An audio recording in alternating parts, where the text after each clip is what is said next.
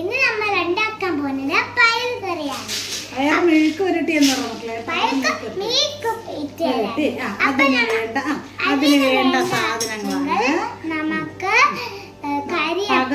കരിവേപ്പില, പച്ചമുളക്, പകുതി സവാള, മഞ്ഞൾപ്പൊടി, കടുവറുക്കാനുള്ള വറ്റൽമുളക്, പിന്നെ കടുക്.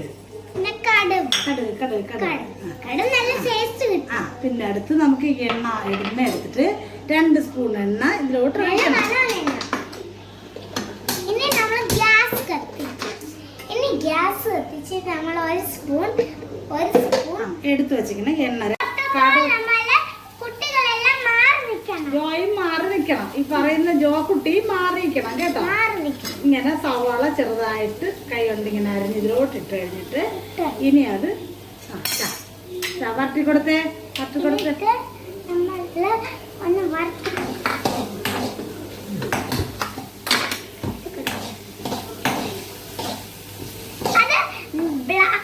ഇതിലേക്ക് തന്നെ 2 പച്ചമുളകും കൂടി മുറിച്ചിടണം. അമ്മ മുറിച്ചിടാ. പച്ചമുളകും കൂടി മുറിച്ചങ്ങ് ഇടണം.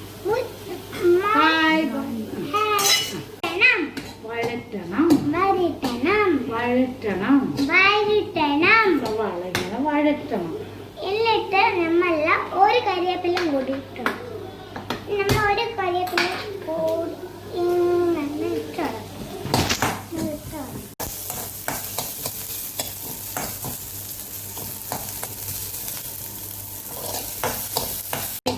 ഈ ഉള്ളിയിലേക്ക് സവാളയിലേക്ക് ലേശം ഉപ്പിടണം.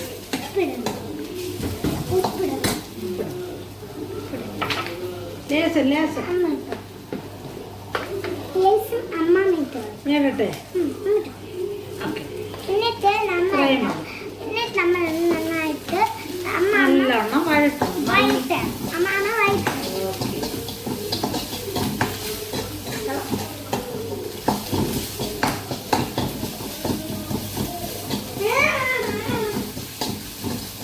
വഴറ്റി തീർന്നു. ഇത്ര എണ്ണ സിമ്പിളാണ് ജോക്കുട്ടി, സിമ്പിളാണ്.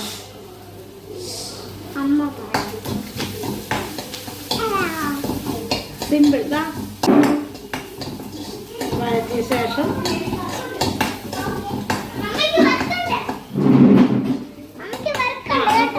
വഴറ്റി കൊടുത്തേ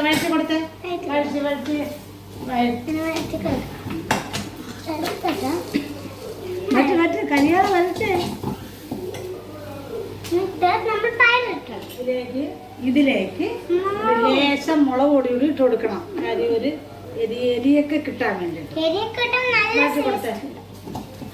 വറ്റി കൊടുത്തേ. പൊള്ളൊക്കെ ഉള്ളു കേട്ടോ, പൊള്ളു ചിക്കൻ.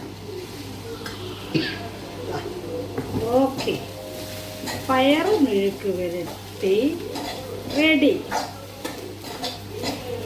ഇത്ര പെട്ടെന്നായി നോക്കി. ഇത്രേ ഉള്ളു.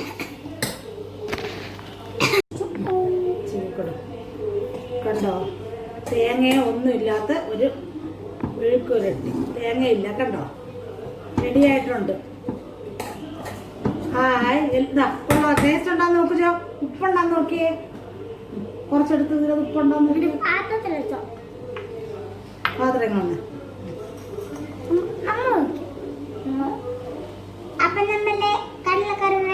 കടലക്കറിയാ പയറ് മെഴുക്ക് പുരട്ടി. അപ്പൊ ഇതെല്ലാരും പരീക്ഷിക്കണം.